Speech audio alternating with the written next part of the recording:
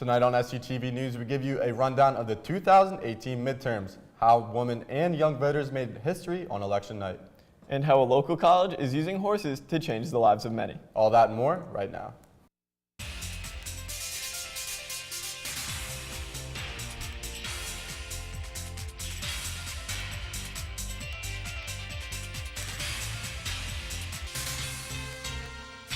TV News, I'm Patrick Ramsdale. And I'm Jordan Hanley. We begin tonight by looking into the tragic shooting at a bar in California. A gunman opened fire, killing 12 people before turning the gun on himself. CNN's Paul Verkerman has the details. If you're hearing gunshots fired, one person advising there's a subject inside shooting. An all too familiar dispatch as police get word of another mass shooting, this time in Thousand Oaks, California. 473, we got multiple people down. We need a lot of ambulances and fire. Sheriff's investigators have identified the gunman. They say he was a former Marine and known to law enforcement. In April of this year, deputies were called to his house for a subject disturbing. They called out our crisis intervention team, our mental health specialist, who met with him, talked to him, and cleared him. The horror began around 11:20 p.m. when the gunman entered the Borderline Bar and Grill. The Country Bar was hosting a college night, and it was packed with students. So then our friends got the bar stools and they started slamming it against the window so we could get out. That's how we were able to get out. They broke the window. At least a dozen people were killed, including Sheriff's Deputy Ron Hellis, who was one of the first to respond. Gave his all. As I told his wife, he died a hero because he went in to save lives, to save other people.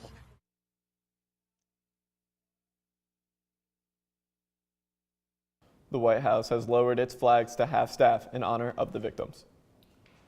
Equestrians know the connection between a horse and a rider is something special.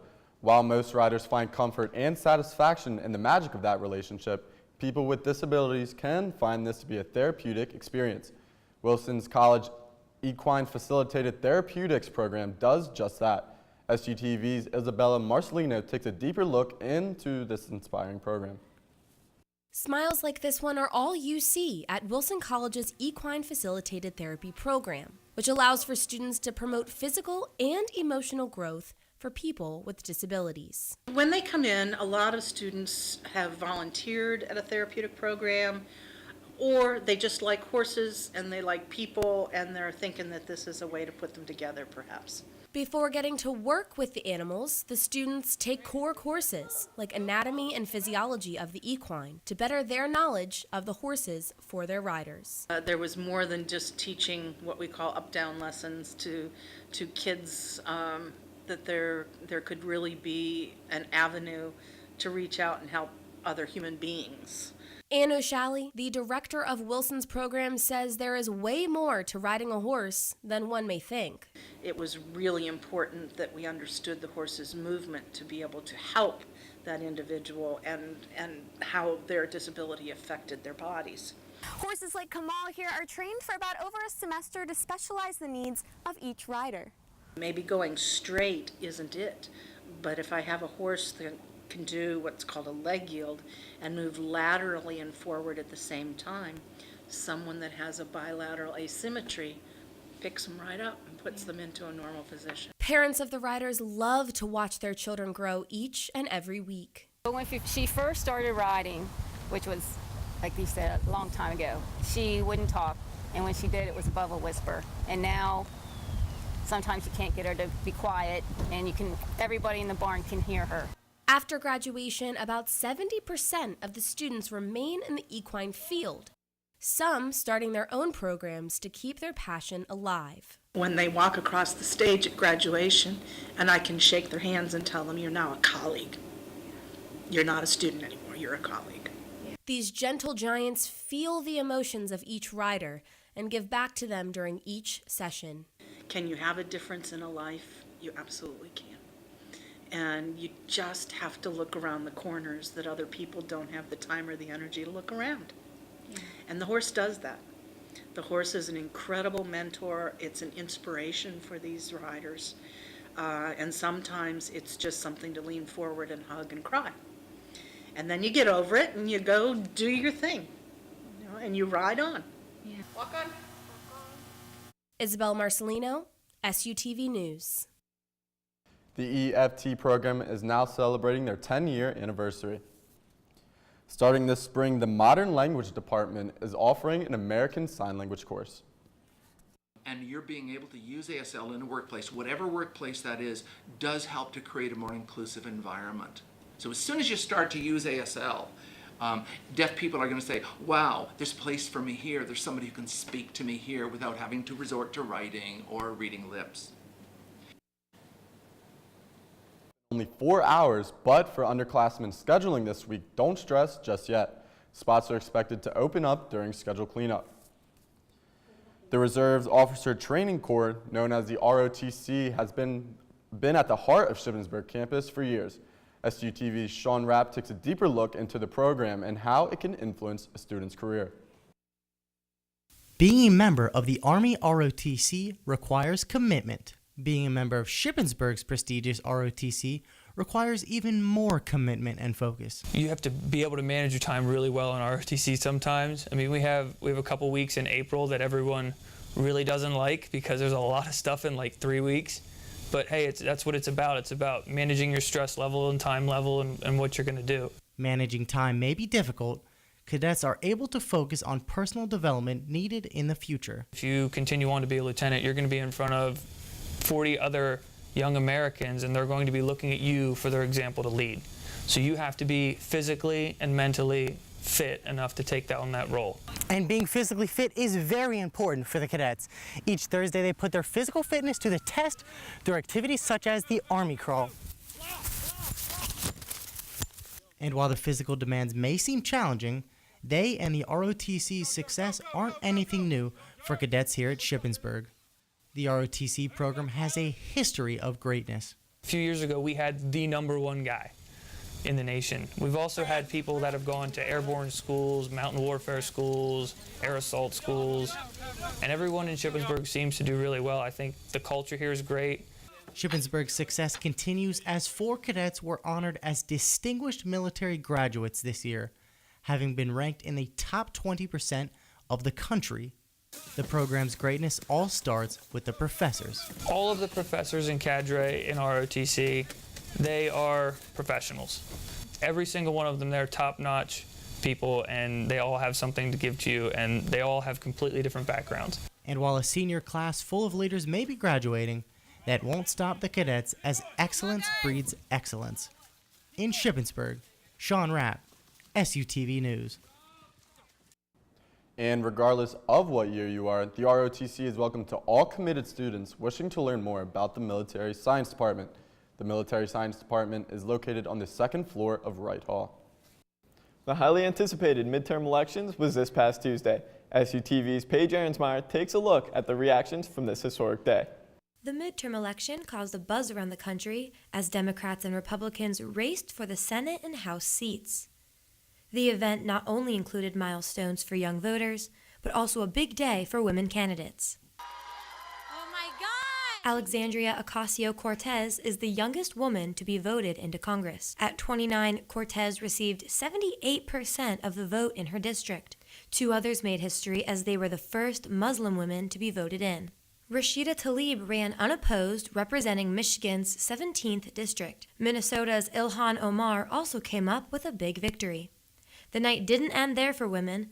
Other breakthroughs include the first 2 Native American congresswomen, the first female senator from Tennessee, and the first female governor from Maine. Voter turnout was high, with about 113 million people showing up to the polls, many people attributing the numbers to young voters. We really got a lot of young people involved, and I think that is one of the things that made a huge difference. We had a great group of fellows, and getting those voices of young voters and engaging new people in this district really made a difference. The night ended with a split Congress as the Democrats took the House and the Republicans took the Senate. There was mixed reaction across the country and on Shippensburg campus. The election was pretty good. It seemed like a lot of people had turned out for it this year, more young people than anything, I thought. I went home to where I grew up, 2.5-hour drive, and I returned today. I voted, so I hope everyone else did too. I went out to the polls yesterday, and I didn't follow the election that much afterwards the next day, but it was a good experience. Not a single person I voted for got elected. Personally for me, I don't really care that much, so I didn't vote. I feel like I don't have the best knowledge of everything that's going on, so I feel like it would be like hypocritical for me to vote since I really don't know what's going on. I took a selfie with Karen Anderson. She was campaigning outside of my polling place. Honestly, I don't really follow politics. I didn't really have too many feelings about it, but like I was pretty happy within like the incentives that some of the candidates are trying to work with. Yesterday I definitely went out to go vote. It's exciting just to see, what kind of changes can be made or will be made. And I'm glad, it was a great turnout for, voting yesterday. A lot of people went out and used their right to vote, and excited to see what happens. Paige Ahrensmeyer, SUTV News. In local elections, Tom Wolf defeated Republican Scott Wagner for his re-election as governor of Pennsylvania. And Bob Casey was re-elected to his third term in the U.S. Senate after defeating challenger Lou Barletta. The day after the midterms, President Trump fires top cabinet member. CNN's Karine K-Fu gives us more. Ohio. President Trump changing the topic from the Democrats' midterm House victory. The president announcing via Twitter Wednesday afternoon that Jeff Sessions is out as Attorney General. Capitol Hill Democrats immediately worried about what that means for Special Counsel Robert Mueller's investigation. It would create a constitutional crisis if this were a prelude to ending or greatly limiting the Mueller investigation. The move, not a surprise. The president has been at odds with his attorney general since Sessions recused himself from the investigation into Russian interference in the 2016 election. The president bypassing Deputy Attorney General Rod Rosenstein and tapping Matthew Whitaker, Sessions' chief of staff, as interim attorney general. Whitaker had been critical of the Mueller probe before joining the DOJ and will now oversee the investigation. The White House downplaying the concerns of Democrats. He's done a fabulous job, really, and I think as a former U.S. attorney, he understands all the business that's before the Department of Justice. News of the Sessions firing came after a contentious news conference in which Trump talked up his party's midterm showing. Last night, the Republican Party defied history to expand our Senate majority while significantly beating expectations in the House for the midterm and midterm year. The Senate will have to confirm the eventual permanent Attorney General nominee. Want to get Raider ready? The Professional Dress Closet has your next interview outfit. From men's to women's apparel, there are so many styles to choose from. You do not need to return the outfits, so you can use them again in the future. Janet McKeith and Jennifer tells us the importance of this program on Shippensburg's campus. We don't want anything like an outfit to stand in the way of somebody's employment opportunities. This gives everyone the opportunity to not stress about their outfit and to focus on the interview. As McKeith and Jennifer states, you need to have confidence in yourself, and what you wear can help with that. Confidence is a very important thing for students when they're going into those kinds of meetings and events. So we want them to feel that they're putting their best foot forward, and we don't want something like their inability to afford an outfit or a shirt or a tie or a skirt, to stand in the way of them feeling like, they're doing the best they possibly can. To see the clothing options, you can go to their office in Cub Room 108. The office is open Tuesdays from 4 to 6 p.m. and Wednesdays from 11 a.m. to 1 p.m. For more information, email career@ship.edu. MSA, or the Minority Student Affairs, is sponsoring the Brothers 100 Men in Black Conference from November 9th to the 11th. SUTV's Brianna Brown spoke with the organization about this annual event. Metro Student Affairs Office is sponsoring the Brothers 100 Men Conference on campus this weekend to promote success and address the issues men face on college campuses. The Brothers organization is a group of men on campus organized by the Multicultural Student Affairs Office, and basically what Brothers is we are leaders on campus.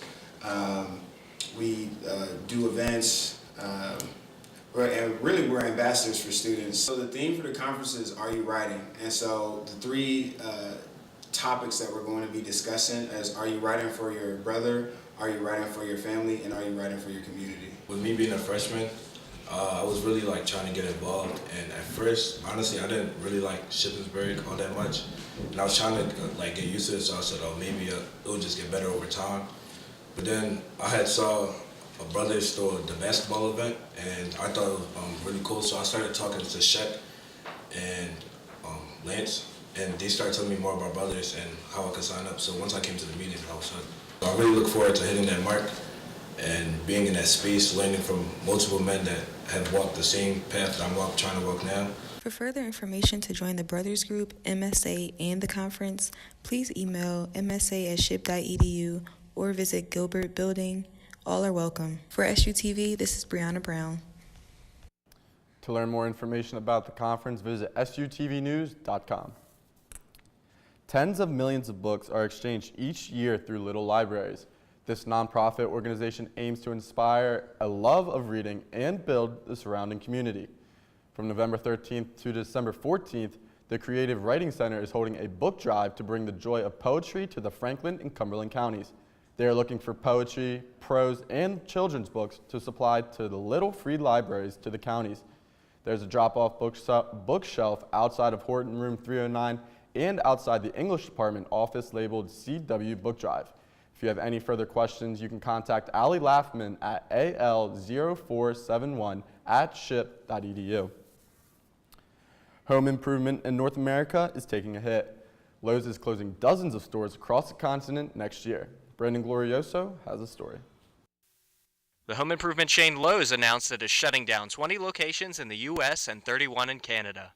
According to Lowe's, the locations are underperforming and a majority are within 10 miles of another Lowe's location.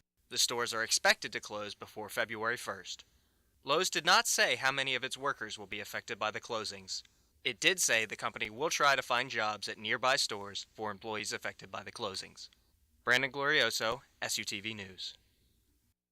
Lowe's is the only store in Pennsylvania affected by the closures. When we come back in world news, researchers give us more clues as to how the mysterious ancient pyramids were built. We'll tell you more after the break.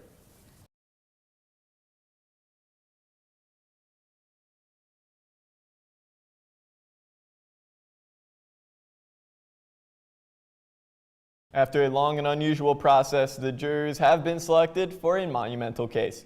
SUTV's Matt Kleinens has this week's world news. Matt? A jury has been selected in a federal case against Joaquin Guzman, also known as El Chapo. The total of 12 jurors, a group that includes 5 men and 7 women, were chosen, as well as 6 alternates.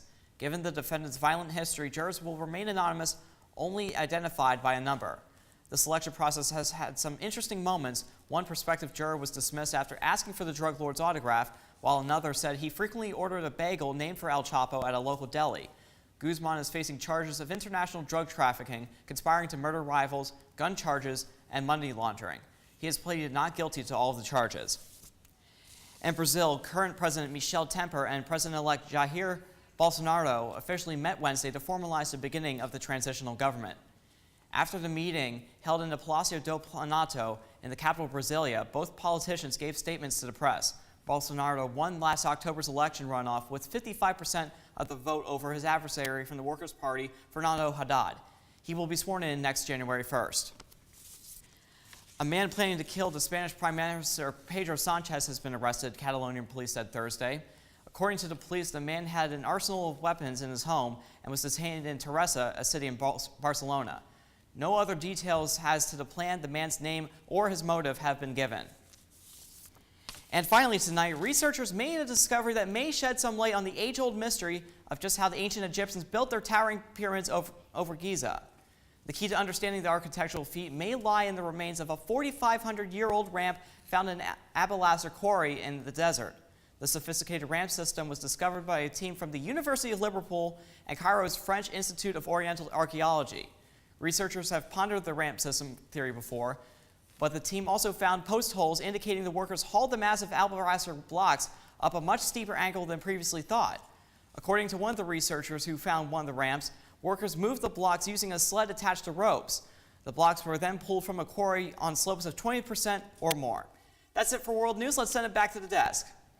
Now let's send it over to the Slate's Michaela Valonio for this week's Slate Preview. Michaela? Coming up next week in the Slate, we will cover APB's missing fall concert and the Red Raider football game at IUP. Other stories include Ship Tank, Shippensburg's version of Shark Tank, and the new student housing requirements, as well as the orchestra and concert choir performing Handel's Messiah.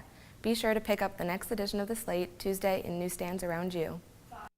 When we come back in entertainment, get ready to spice up your life. We'll tell you who's going back on tour.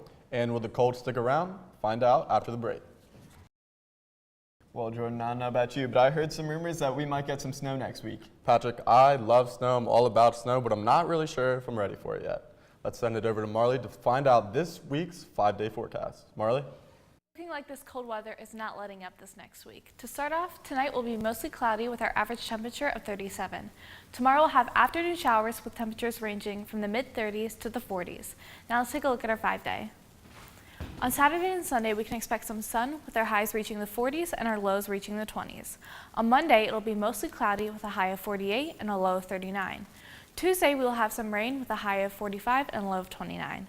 Wednesday won't have any rain, but we can still expect cloudy skies with their temperatures staying low around the mid-30s and 20s. That's all I have. See you guys next week.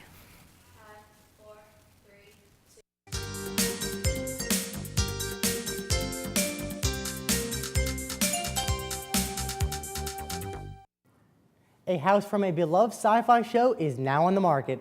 The ultra-modern house was featured on an episode of the hit 1970s show Star Trek. The Malibu home features 4 bedrooms, 3.5 bathrooms on 2 acres of land. It also includes a 10-car garage, a rose garden, and stunning ocean views. While the home is currently listed at a whopping $5.7 million, Trekkies are welcome to visit the Malibu home. Well, the reports are in, and this weekend, the world is going to get a little spicy. The 1990s British pop group, the Spice Girls, are reuniting and going on a 2019 tour. They announced the big news on Monday with a Twitter post and left it to the fans to spread the word. It was a relief for many as rumors of a Spice Girls reunion had slowly been circling. Back in February, Victoria Beckham, also known as Posh Spice, posted a picture of the group to Instagram. Then this past October, a Twitter was created for the group with the hashtag #FriendshipNeverEnds. And finally, early this week, Emma Burton, or Baby Spice, let spill on her morning radio show that everything would be announced on her social media after she refused to answer any questions about a reunion. The last time the group performed was in 2012 for the London Olympics. But this time around, it seems that they will be performing as a foursome. It has been confirmed that Victoria Beckham will not be joining the rest of the girls for the tour. Beckham wishes the girls all the best, but prefers to focus on her fashion career. Nonetheless, the girls are ready to take the stage and fill the world with their music once more. Tickets go on sale this Saturday at 10:30 p.m. Coming around to Shippensburg's campus, Act 5 has been hard at work getting ready for their annual fall play. The show this year is Clue. Michael Smith has more. In order to figure out who the killer is, I think we should start at the beginning. Sometimes the best course of action is right under our nose. 6 suspects, 6 murders, and a struggle to find the killer before time runs out. The Act 5 fall play Clue promises to entrance its audience in a night of mystery, intrigue, and a little bit of comedy thrown into the mix as well. The story follows a group of dinner guests locked in a dilapidated mansion after a dinner party goes horribly wrong. We asked director Hannah Famulari how the experience of directing her first show has been. It's so much fun. I've only ever been on stage to this point. I've done some stuff, other stuff backstage, but this is my first time putting the whole visual together. But it's been pretty exciting. I've been super prepared. There's always those little things, but it's always like, we've been really good with like keeping on track. We've often been ahead, and it makes my job even more easy, especially with my wonderful cast. So. Famulari also gave us her thoughts on why she believes that theater is so important. You never know who's in the audience. You never know who that one person is who can be impacted by whatever's happening on stage, whether it's someone that just really needs a good laugh or maybe a good cry or just maybe they need to hear something or they need to feel something, because a lot of theater pertains to the world and like messages that people need to feel. And it's that moment when you're on stage and you're just talking to the audience and they just feel it, like that interaction. They may, like, they may not respond, but you know they're listening. Clue premieres on November 15th. Michael Smith, SUTV News. For more information on Clue, be sure to visit sutvnews.com. AMC's Breaking Bad broke the silence on some exciting news.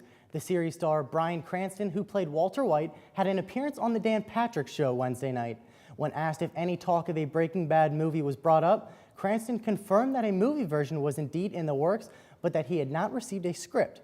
This begs the question if his character will even be part of the movie at all. In the past, Cranston has expressed interest in reviving the role, as well as getting back together with the show's creator, Vince Gilligan. But even if he does not make it into the movie, Cranston is still excited for fans to see the finished product. No title, trailer, or release date has been expressed, but filming is set to begin in a couple weeks. For those of you looking to get into the holiday spirit early, you'll have the perfect chance this Friday when The Grinch hits theaters. This reimagining of the classic Dr. Seuss book tells the story of one of the most memorable characters, the Grinch, who plots to steal Christmas from all the Who's in Whoville. Illumination Entertainment announced their plans for the movie back in April with high hopes to bring the same comedy and Christmas spirit as the original classic. The movie is already set to be a crowd favorite, and IHOP even decided to help advertise in their own unique way. Through December 31st, they will be serving up some holiday dishes inspired by the movie, including Grinch's green pancakes and Minty Who hot chocolate. With a star-studded cast including Benedict Cumberbatch, Kenan Thompson, and Pharrell Williams, The Grinch is shaping up to be an exciting early Christmas gift for us all. Bohemian Rhapsody is out, and it's a hit. Casey Bell has the review. You can't stop it now. Bohemian Rhapsody is a hit, and rightfully so. The movie follows the formation of Queens and their rise to superstardom, as well as the sometimes triumphant and sometimes tragic private life of lead singer Freddie Mercury. The movie's high points come from its classic soundtrack and Rami Malek's masterful performance as the complex Queen frontman. The movie was so good I didn't want it to stop at all. For SUTV Entertainment, I'm Casey Bell. Check your local theater for movie times. That's it for entertainment. Let's head back to the desk. When we come back in sports, we have the last football highlights of the fall semester. And cross country has a great showing at the PSAC Championships.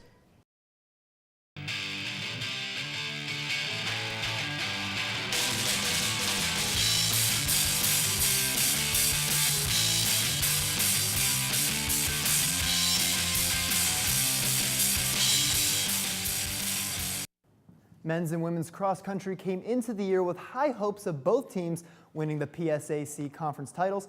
The men, however, came up 14 points short to Edinboro, but the women, they came home with a 4-point victory over Edinboro to capture the title. Now, a little bit of history here. Last year, the women, they were edged out by Edinboro by just 2 points, but this year, with a strong team effort, they were able to come home with the win. This year, it was a similar battle where it came right down to the end, and our number 5 runner, Lindsay Gerlach, really closed well and went from about 27th, 28th place all the way up to 23rd, and that was the difference between us getting the 4-point win this year. Both cross-country teams will be seen in action later this month as they will compete in the NCAA Atlantic Regional Tournament in Pittsburgh. Now let's move on to volleyball. Samantha Weber was named the PSAC Central Volleyball Athlete of the Week on Monday. Weber led the way for the Raiders as last week she totaled 39 kills and 10 blocks in just 3 games. In Tuesday's PSAC quarterfinal match against Millersville, Weber added an additional 21 kills, which is 1 short of her career high. Shippensburg is on the road tomorrow night facing Seton Hill in the PSAC semifinals.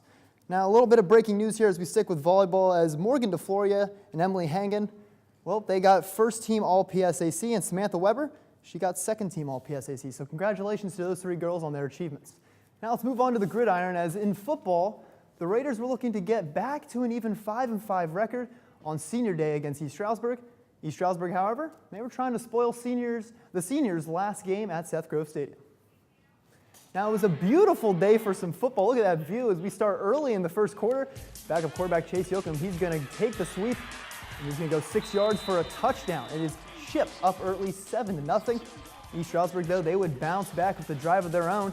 Jacob Cirillo, the quarterback, he's going to scramble a little bit here for 7 yards, and he's going to tie the game up at 7. When we're on to the second quarter now, the game is still tied, but not anymore. Bryson Messina, he's going to hit David Ballant for the 6-yard score, and Ship is up 14-7. Later in the second now, it's Messina to Winston Eubanks, 9 yards, 21-7 Ship. They're pulling away. Now there's less than 10 seconds left in the half, and Yoakum, he's back at QB here. He's just going to give it a little bit of toss here to Chris Figler. And Figler, he's going to power in and score 28-7 Ship at half. And the Raiders, they're going to go on to win on Senior Day to score 48-7. They will be on the road for their last game of the season against IUP. Kickoff is at 12. Well, that's all the sports we have for you this week, so let's get to the stat of the week. This week's stat of the week is going to go to Jenna Slumer of the field hockey team. Slumer contributed to all 4 goals in their 4-1 win over IUP, which ended up clinching the number 3 seed in the PSAC tournament for the Raiders. Slumer had 1 goal and 3 assists in that game against IUP, and because of her efforts, she was also awarded PSAC Field Hockey Athlete of the Week. Jenna Slumer, this week's stat of the week. Tune in this Tuesday at 8 for a special stat of the week that we are going to call Stat of the Fall, which will be awarded to the athlete or team with the best stat from all of the fall sports. But besides Tuesday, you can tune in next week for the stat of the week, and as always, if you work like that, you get the stat. That's it for sports. Let's send back to the desk. Patrick, why did the fish cross the road? I don't know. Well, I know why the chicken crossed the road. When we come back, find out more about an unusual event in Washington. We all know why the chicken crossed the road, but what about the salmon? Well, for these fish in Washington State, it was to give birth. That's according to the woman who filmed it. Alexis Leonard, a fish hatchery specialist, spotted over a dozen salmon swimming across Highway 101 on Saturday. The roadway was flooded at the time, which made the trek much easier for the mothers to be. According to Leonard, this isn't an unusual sight in Washington, but it sure makes for a great video. That's it for SUTV News. I'm Jordan Hanley. And I'm Patrick Ramsdale. Don't forget to follow us on Facebook, Twitter, and Instagram at SUTV News, and check out our website, sutvnews.com. We'll see you next week.